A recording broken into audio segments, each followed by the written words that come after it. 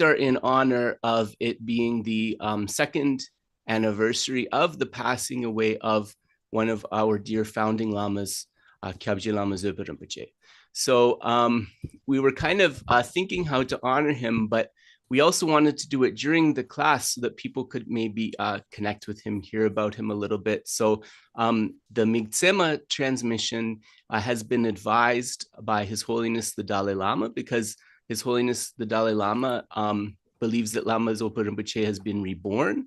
So this Migtsema mantra has been advised as one of the practices to help locate him. So that's the first thing. The second one is the Namgyalma mantra. And when we were talking about it, I actually suggested this one. Someone may wonder why that is.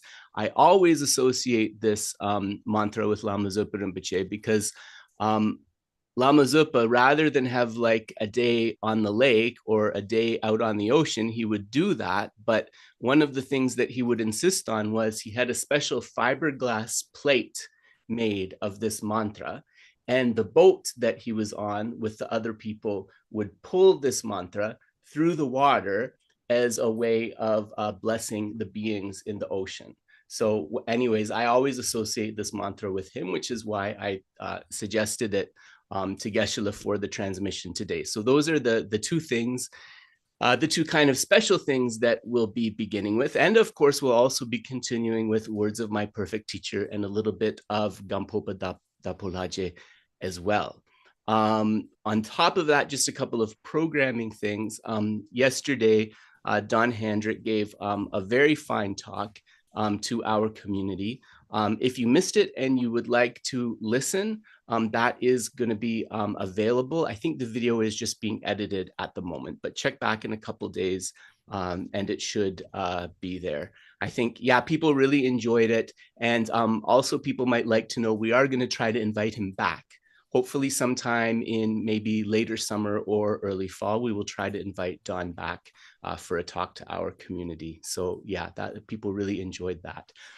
In terms of events coming up, next Saturday is Vajrayogini in our Highest Yoga Tantra series. The Saturday following that is the library talk that Geshe is giving on the path to liberation. So if you're local, it's a great time to connect in person, but also if you're not local, it'll be available online as well. And then, oh yes, the last thing, there's going to be at Land of Medicine Buddha, which is one of the larger FPMT centers on the west coast of the United States in California.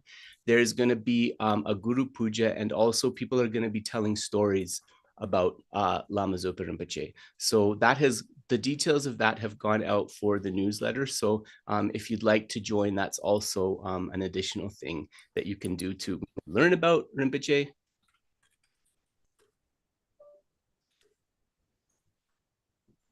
Hello? Yeah, we can hear you, kind of. Oh, what happened there? It seemed to go silent all of a sudden. Okay, but you can see me and hear me now? Yes. Okay, okay, good.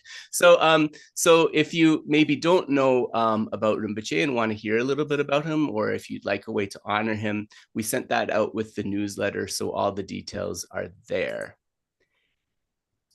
Are we using the revised Words of My Perfect Teacher? So it says revised edition on mine, but my understanding is that there are several revised editions. Why make it easy when it can be complicated, right? So I'll give you the date of mine. Maybe that will help. So the date of the English text I'm using is 2011. 2011. And I see that we are now on the hour. So please grab yourself a cup of tea or coffee, make yourselves comfortable, and I'll invite Geshe down and we'll get started.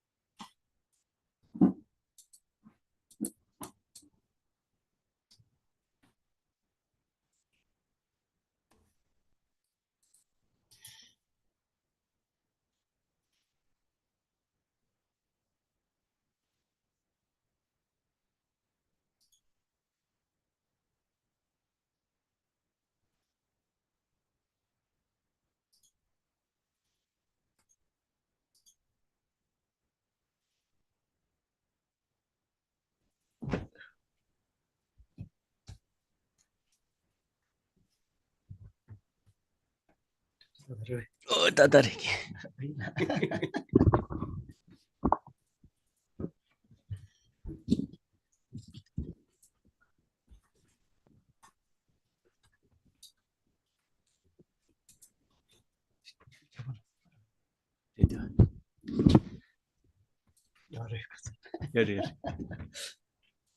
So can everyone hear both of our voices okay?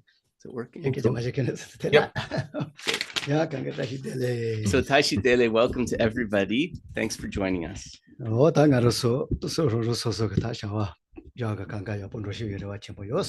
so Geshe hopes that all of your beneficial activities are going well.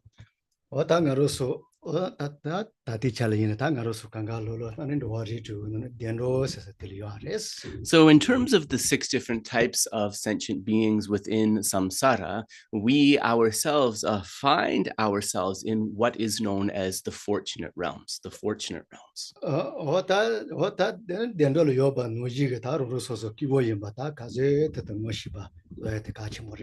And recognizing that while in these fortunate realms, we have a very sort of happy situation and good opportunities is said to be very important for us to recognize.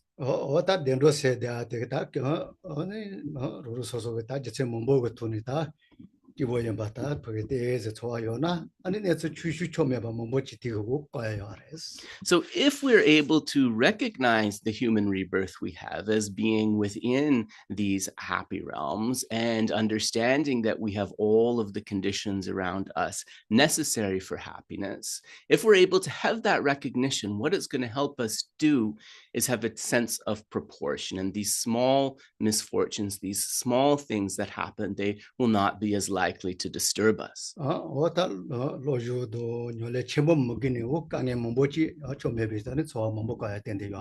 So just this recognition, it's a principle that doesn't require a lot of study or practice to understand the precious human rebirth, right?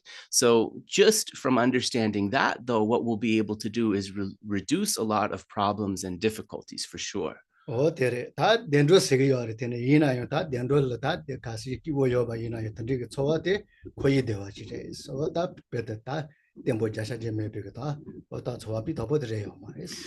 but we also, right, the caveat is we understand that within these higher realms, there are these happy situations and these happy or pleasant feelings, but that happiness is still a samsaric happiness. So ultimately, that happiness is not stable. It doesn't have an essence, really.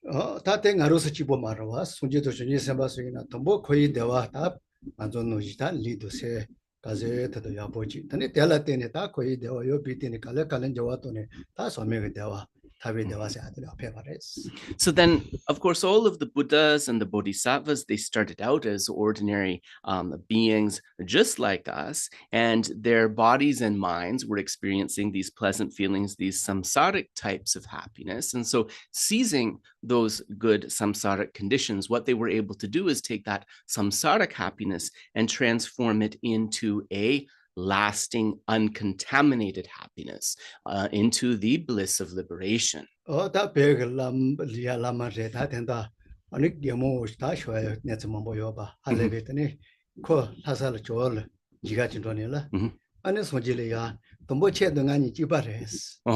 So yes. So there was one great Lama who, he had a kind of very funny way of explaining things. And when he went to the Jokang, right, that most famous image of Shakyamuni in Tibet, he offered a praise to the Buddha saying, in the very beginning, we were both the same, but you were able to bring forth joyous effort and maintain it. And that is why there is a difference between us. For this reason, I prostrate to you. So Geshe said this verse actually, so there's a praise, I think, from this master, and this verse is actually one that's very famous.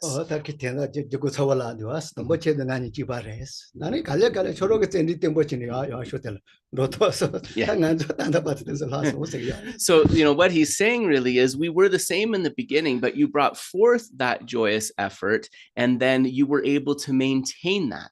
Because of that, right, you were able to achieve that state of enlightenment. You made it. And I haven't, right? I'm still here. So that's kind of the essence of that phrase.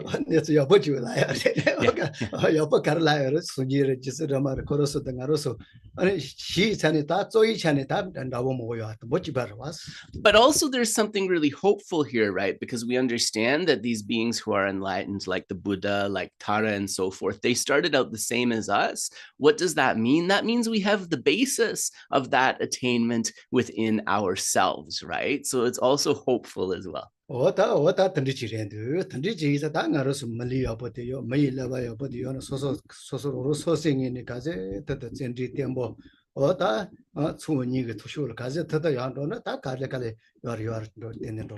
we have this human rebirth, we have this human brain and intelligence, we have the capacity to do this. So we have to bring forth that stable, joyful effort in striving in the accumulations, the two accumulations of merit and wisdom.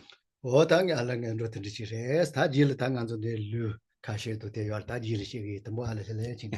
Geshe said we're going to go through the preliminaries. He knows that there's 2 oral transmissions. So those are going to come after the preliminaries, but we're going to do the preliminaries first and also settle my mind. So settle our mind, not just Kedrup's mind. Everybody settle our mind. So just take a moment to relax the body and mind.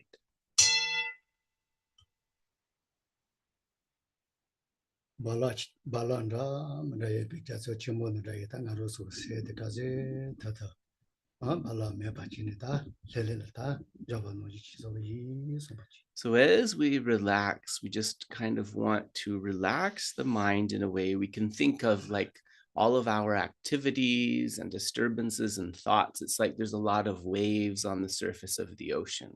So just by cultivating a calm sort of stillness, then all of these waves of the mental noise, right? Those are going to slowly subside, and this calmness of the surface will be restored.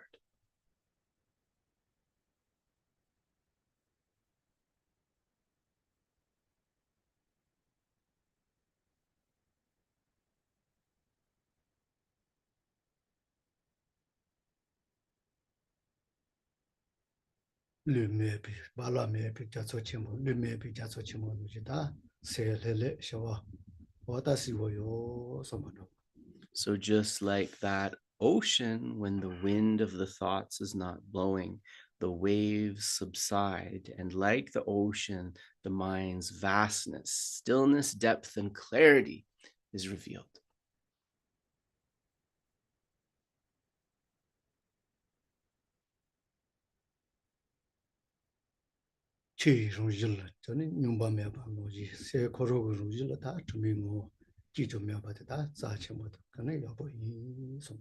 Just like the nature of water in its state is clarity, especially when it is still, so too the fundamental nature of our mind is something undisturbed and stainless.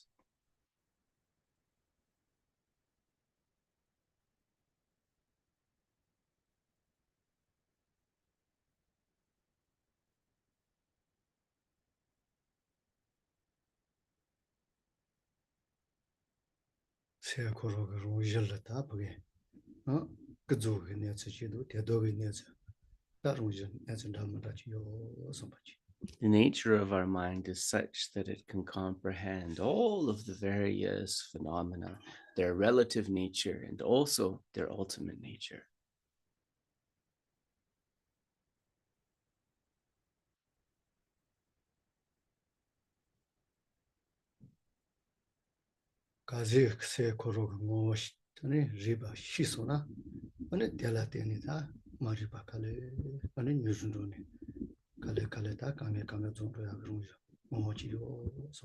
So if we're able to tap into the nature of that mind and recognize it, then through our cultivation, we can develop knowledge.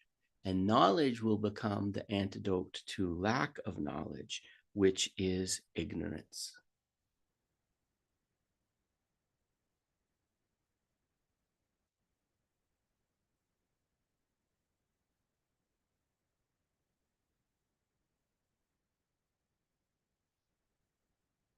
시라야쇼 아니 세 내가 타디오 거로게 시비 시라쇼를 트이면 아니 로제 강가라다 니가도 타디오게 되지 부서츠바 거의 소마치.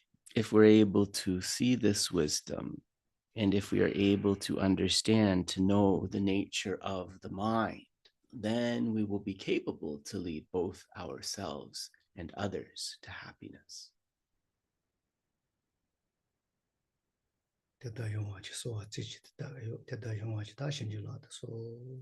In order to be able to do this with single-pointed attention, we ask for the blessings of the holy beings. And I'm sorry, I'm going to disturb the vibe for a moment and turn sound for musicians on, especially because Geshe is doing the oral transmission. I think it's important. So just a moment.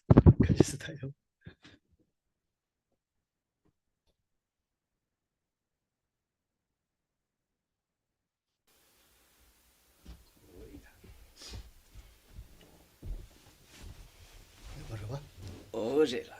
So donne pas donner, je vois.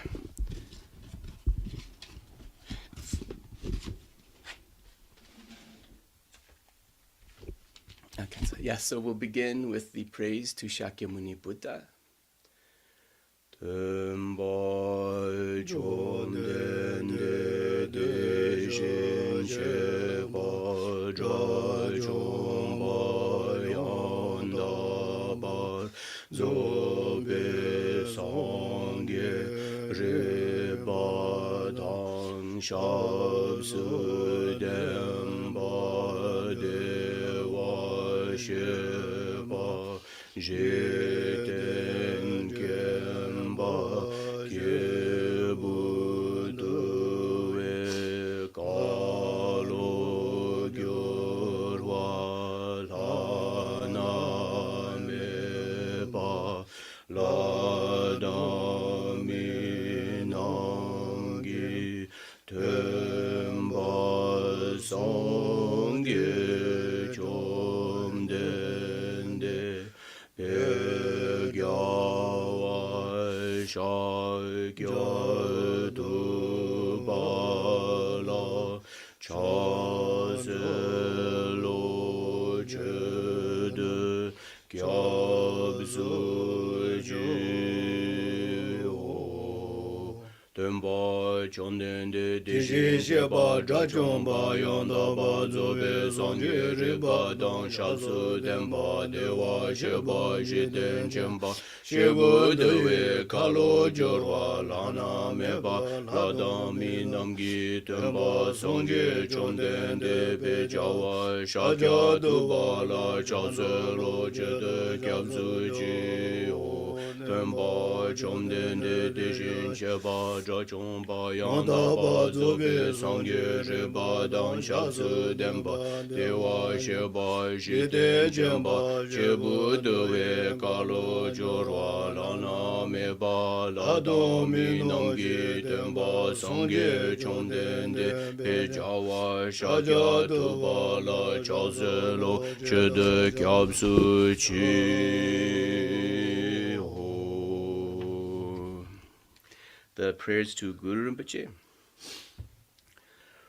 Ho gen yogi no chan sam pe ma ge sa dom bo la ya zen je gi ngodrup nye be ma ju ne je su ja ko du kan jo mam be go ke gi je su da ju gi jin ji lo shir she su su guru pe ma se di Dusum Sangye Guru Rinpoche Ngodrup Gunda Dewa Jembu Job Baje Gunze Dudu Jabo Zezulwa Debso Jinji Labduzul Jinang Sangwe Baje Shiwa Dan Sambalungi Juba Jinjilo Om Ahum Benza Guru Pema Siddhi Om Ahum Benza Guru Pema Siddhi Om Ahum Benza Guru Pema Siddhi Om Ahum Benza Guru Pema Siddhi Om Ahum Benza Guru Pema Siddhi Om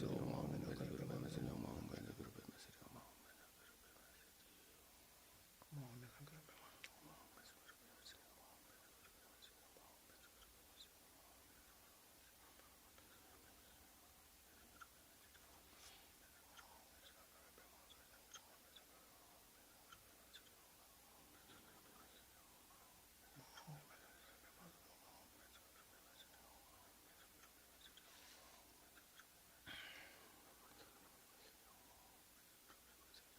Om Ahum Benza Guru Pema Siddhi Om. So the mandala offering. Lelede Kyopo.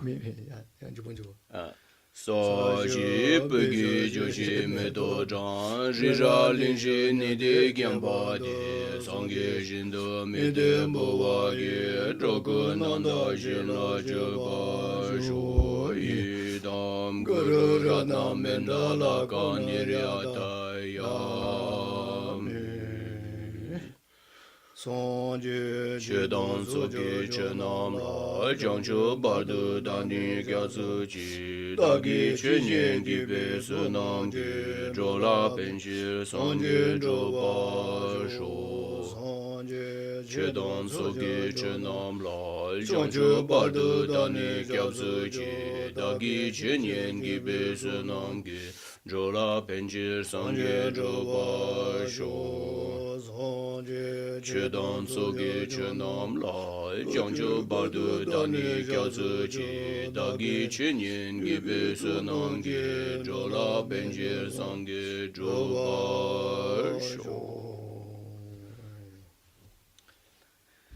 Oh yeah, that ring and so any no jam is with it, any mezamato, and no jam is with it. So today it is the oral transmissions of two kind of practices or mantras or dharanis. So the first of these is the Namgyalma, the Ishunisha Vijaya Dharani, and the second of these is the Migtsema prayer.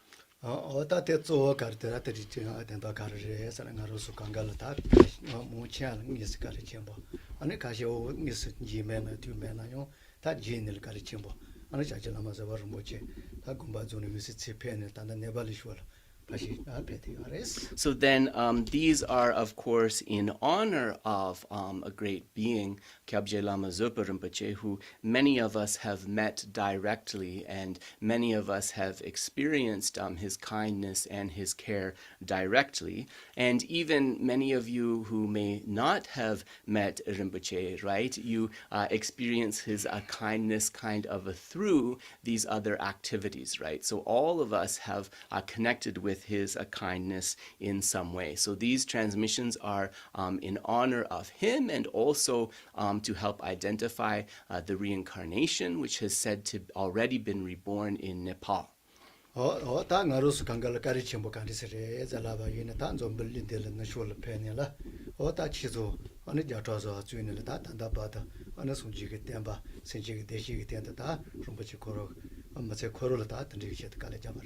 So how is Rinpoche kind to us, one may ask? Well, especially if we think of those of us in the Western world, right, through founding hundreds of centers and through tirelessly guiding all of those centers for many, many years, as well as teaching the Dharma, Rinpoche contributed immeasurably to the stability of the teachings and to the happiness of countless sentient beings. So that is his kindness.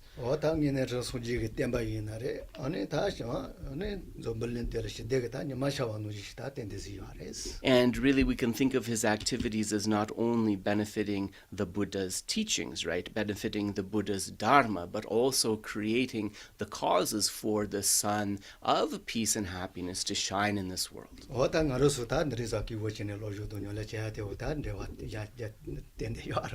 And also all of the opportunities we have here, right, to study and to practice happily in a relaxed way, these are all really connected to his kindness and his efforts on our behalf in many ways.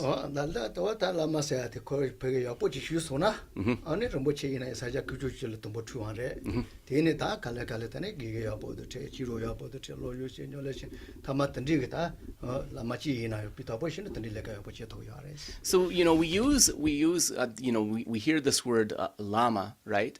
But then there are those lamas that kind of stand out, really, that are the kind of top quality lamas. And if you look at Lama Zopa Rinpoche, for example, he was born in a very remote and impoverished area,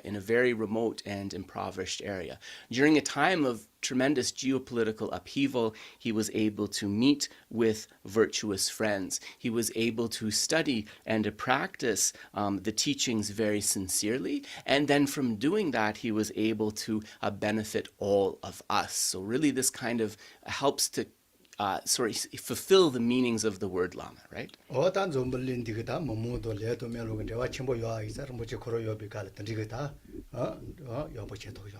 And also we understand that it was because of the sentient beings of this world having good karmic connection, having affinity with Rinpoche, that he was able to guide so many beings successfully, actually.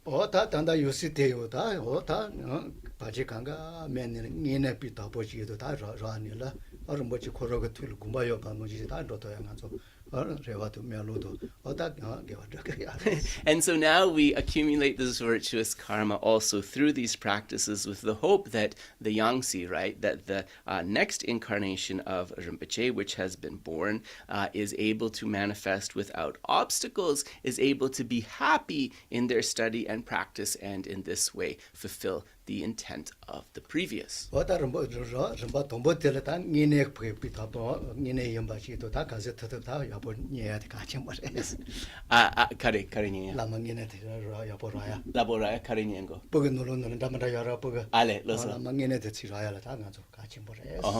Yeah. So of course, as this goes, there will be many different children that are considered as potential candidates. And so these practices are really to create the cause to be able to find the right one, basically.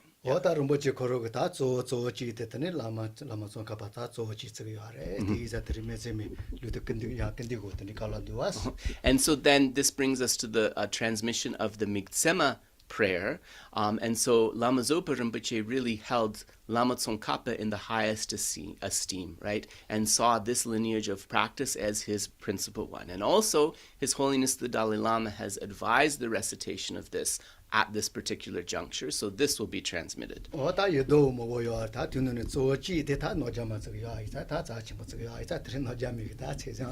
And also because there are many, out of many different deities, a particularly powerful one and particularly timely one is Namgyalma Ushnisha Vijaya. Then on this occasion we will also transmit the mantra of Ushnisha Vijaya.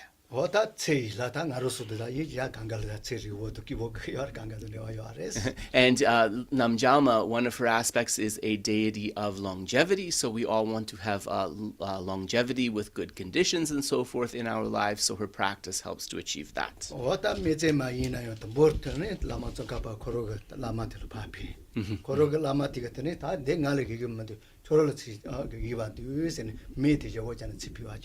So this Migtsema prayer or mantra, this was composed actually by Lama Tsongkhapa in honor of his Lama. And he offered it up to his Lama, but his Lama said, actually, this expresses your qualities more than mine, so I should offer it back to you. So the Lama, changing the name part within this praise to Lama Tsongkhapa's name, he offered it back to him.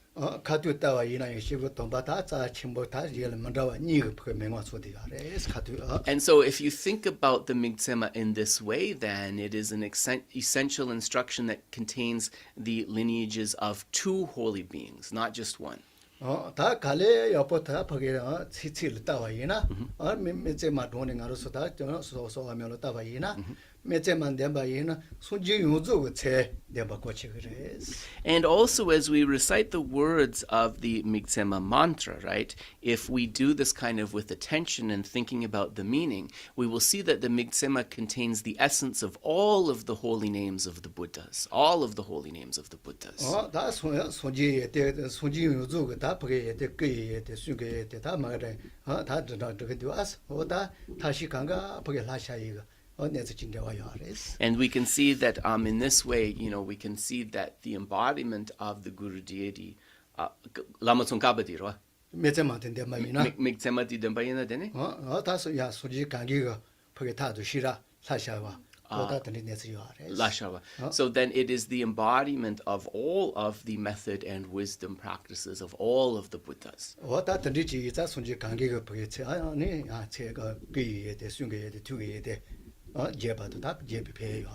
And so it has the same benefit, reciting the Migtsema mantra has the same benefit as appraising individually all of the qualities of holy body, holy speech, and holy mind of all of the enlightened beings. And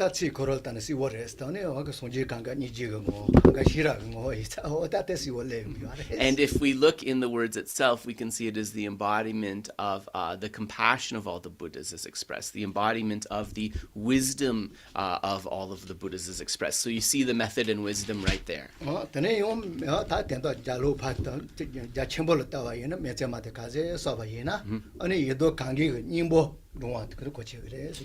And if we understand this well, then we can see also that behind this meaning, the recitation of the practice of Migtsema allows us to derive the essence of the blessings of all of the yidams, all of the meditational deities.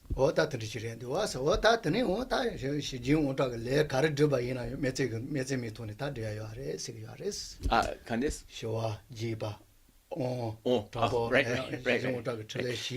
Right. And so then another benefit of the Migtsema mantra is that it allows one to manifest all of the various different types of activities of peace, increase, power, and wrath. These are other benefits of the Migtsema mantra. So Geshe said that not too much talking about this. He's now going to give the transmission of the Migtsema mantra.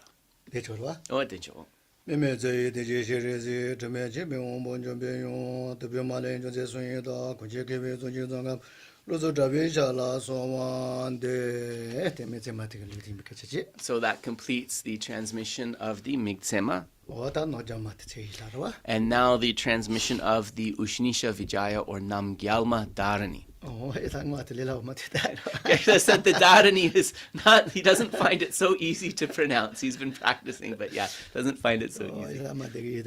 Om Namo Bhagavate Savatelu Chatu Bhajitaya Badaya De Namateyata Om Dum Dum Dum Shodaya Shodaya Bhajodaya Bhajod Asamya Samyata Abasa Parananga Parananga Gangana Sobo Bhajade Abhakyazato Moma Savatata Savatata Sangata Bara Badana Amata Abhakekar Mamata Meta Bade Agara Mamaye So Sedarato Shodaya Bhajodaya Gangana Sobo Bhajad Edaka Badaya Parushavade Sasara Sarasa so samo sa so de te savatanga avalokana shara paramata paraparan savatanga mate da shabmuta dokut savatanga shindaya adoke adokana adokote mote mote Mama Jebeda Kaya Sokata na Parashede Savakama Avaran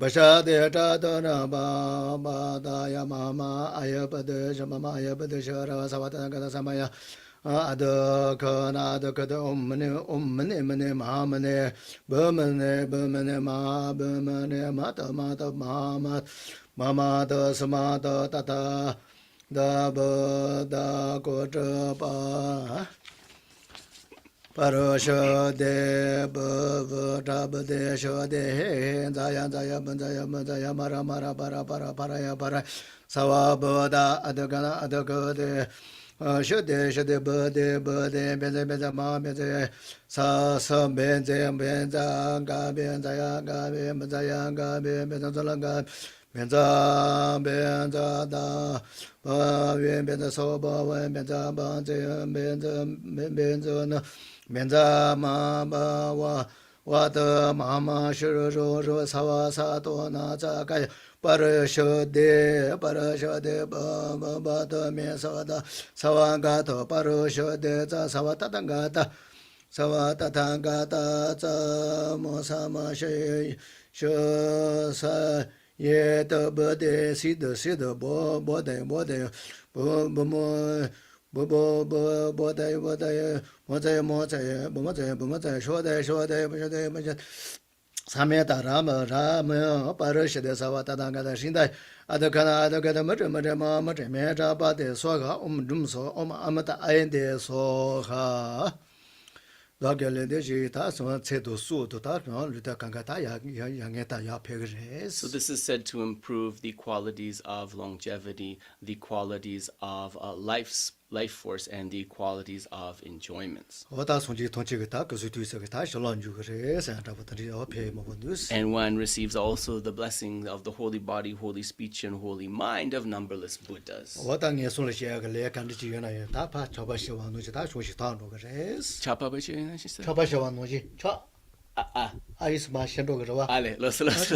And it also is able to melt away the karmic hindrances that would lead one to be reborn in the lower realms, just as a warm rain would melt away snow or ice.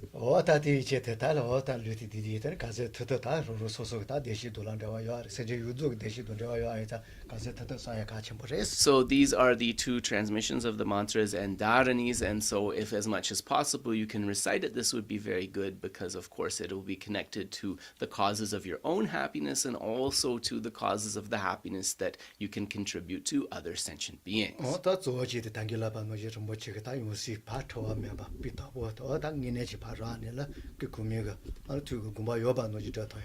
And really, you can also make the dedications, if you like, for the unmistaken reincarnation of Lama Zopa Rinpoche to be found, for the reincarnation to be happy and to be able to fulfill the wishes and the hopes of the previous Lama Zopa Rinpoche. So in this way, we have covered those two transmissions. Now we will develop our motivation for the session.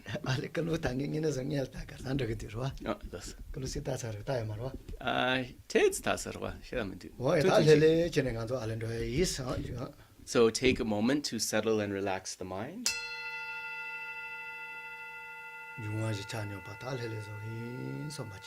Think I'm going to bring the four elements into balance.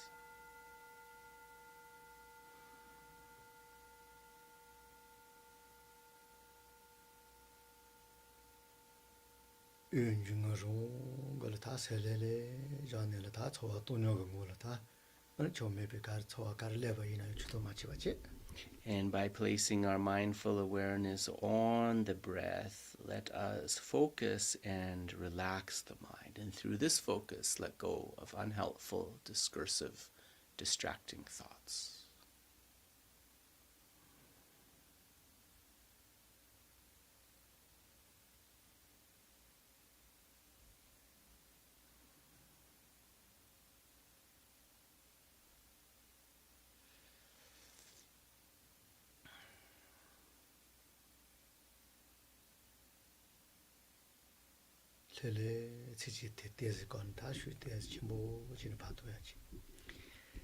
As we continue our breathing meditation, to more kind of further relax the mind first, take a big exhalation and then pause before inhaling.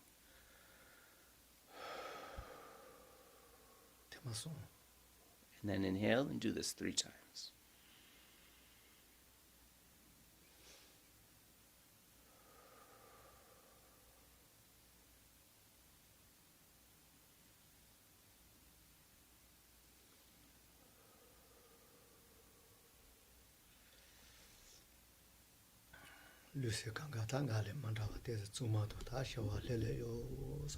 The body and mind are purified, different than before. They feel at ease and relaxed.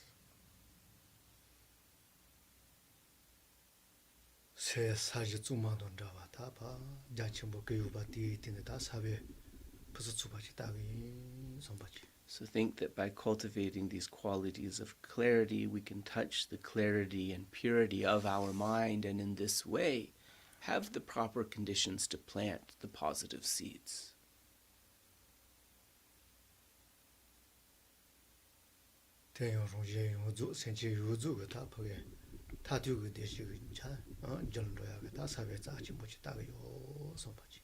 We can think we are planting the seeds not just for ourselves, but also for others, for all sentient beings, to be able to achieve that final and lasting happiness.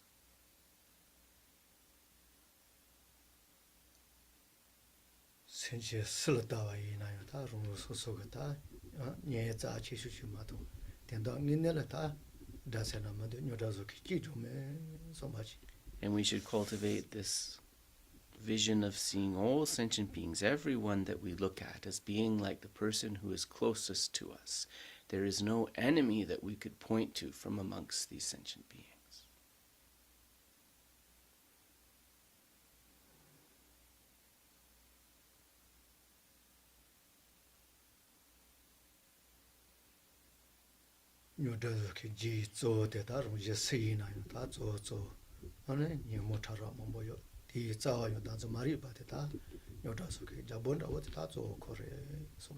When I look at the cause of the problems of myself and others, I see that ultimately it is the afflictions, the afflicted minds. There are coarse and subtle ones, but the king, the root of all of these, is the ignorance grasping at the self.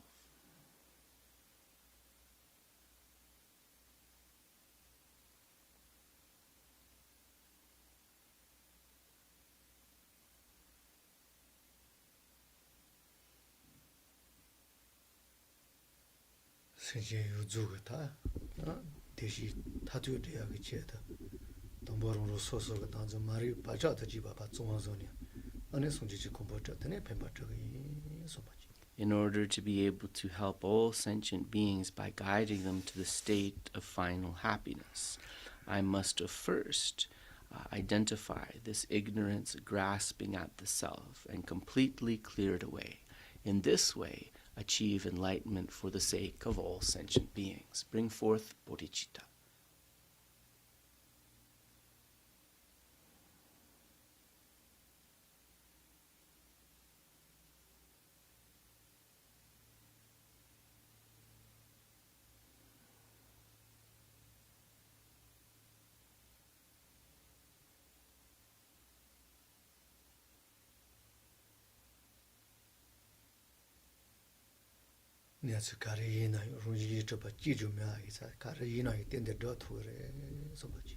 Since all things lack inherent or true existence, definitely I will be able to achieve this.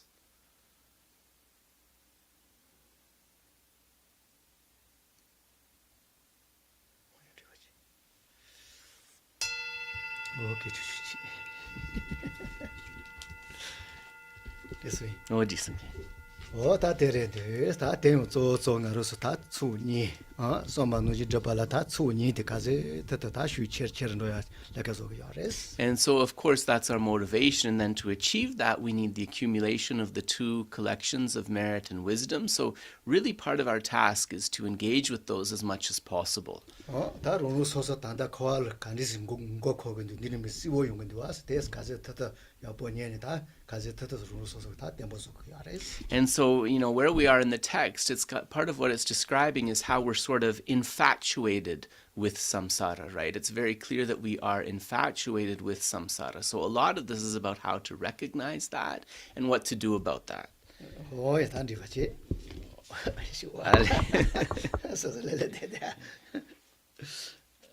Yeah. Nganso kandisla kareti. Long chempa. Chaji change mo komba yes. Yes, so we are on page 30 in my text, outline 2.3, the 8 intrusive circumstances that leave no freedom to practice the Dharma.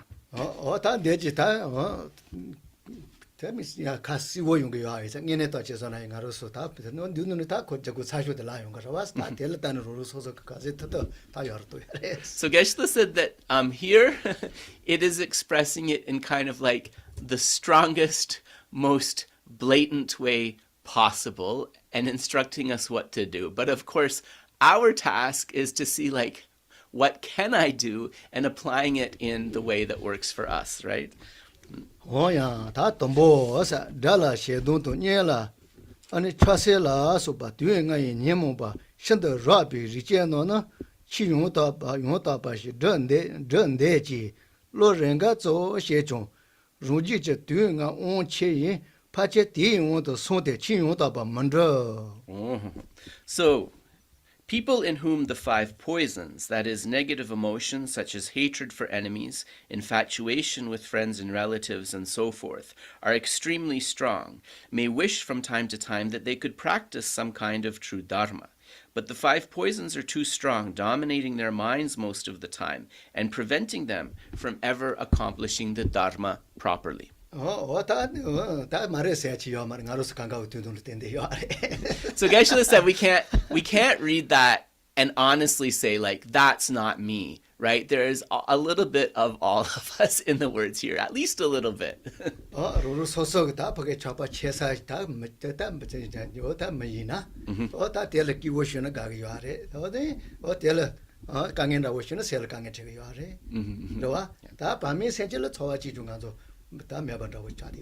And how we see this, right, is like the people we feel attached to, the people we feel connected with, if something good happens for them, like we're kind of overjoyed, if they meet with some difficulty, we find that very disturbing.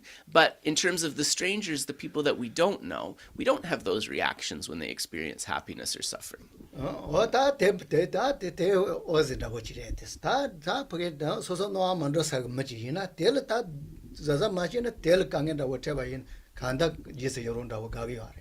So, even more dangerous than that, right? If there's someone who we don't like, who we find difficult, sometimes what might happen is something bad happens, and we actually rejoice negatively in that. We rejoice in them meeting with difficulty. And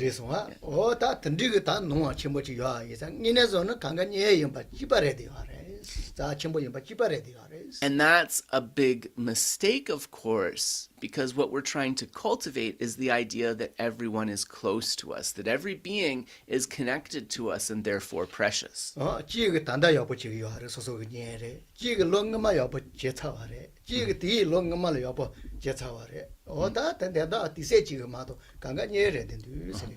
And so one of the kind of reasonings that we use for this is, right, at this particular juncture, in this particular lifetime, right, this is the person who is kind to us. But in a previous instance, it's possible that that person was kind to us, or that that sentient being was kind to us. So in this way, we cultivate that awareness. Yeah. Yeah. So it's like every house you've lived in has been kind to you and benefited you, right? It's just a matter of a time period where you lived in one house or another. So it's a bit like that.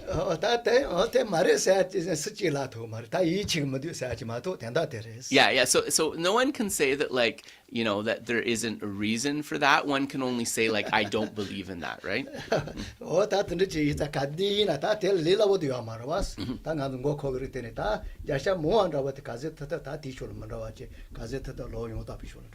So, you know, it's not easy, of course, but what we want to try to do is, as much as possible, cultivate this way of seeing others. Try to follow this path. It's not going to be possible all the time, but we want to do it as much as possible.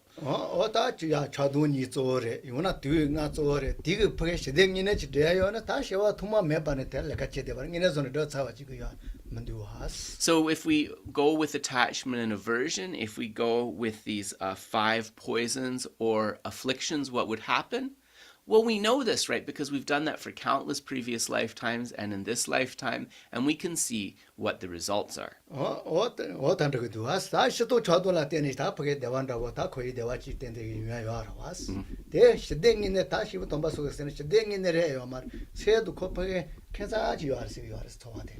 So sometimes when we follow attachment and aversion, it seems like we gain something, and there is maybe a feeling of happiness, a pleasant feeling of happiness that arises within the mind. But the holy beings instruct that this is not true happiness, because together with that experience, there's kind of a strange thing happening within the mind.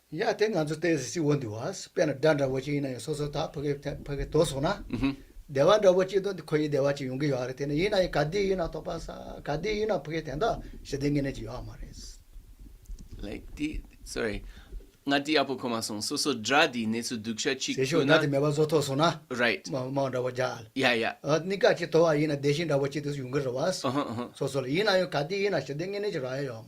So we can think, for example, of a soldier who defeats their enemy in a war, right? Even to the point of killing. At that first moment, there might be some kind of happiness or joy that seems to arise in the mind in that initial instant.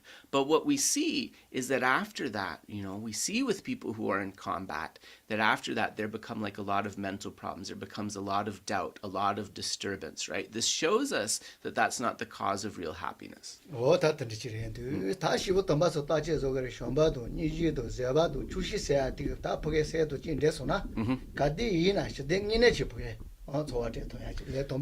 So what the holy beings instruct us is that with love, compassion, with things like contentment, even cultivating that from the beginner level, what that does is it creates a foundation for a happiness that is also kind of a peaceful and lasting happiness. So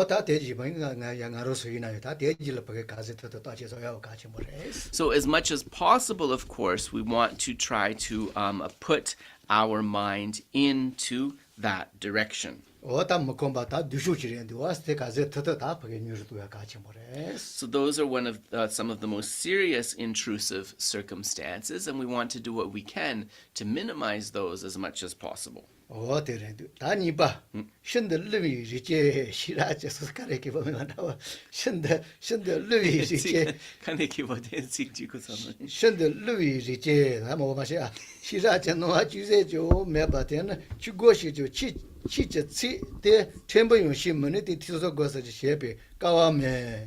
So, I don't like the S word, so I'm just going to say foolish.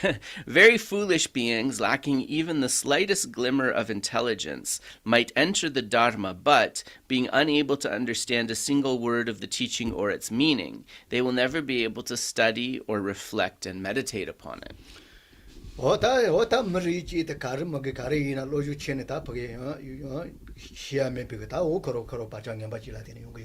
you know, we can think of this in a general way, just of people who, no matter what they study, right, they'll never be able to come to a good understanding of it. That there's always going to be some obstacle, despite the effort, in them being able to develop understanding or knowledge.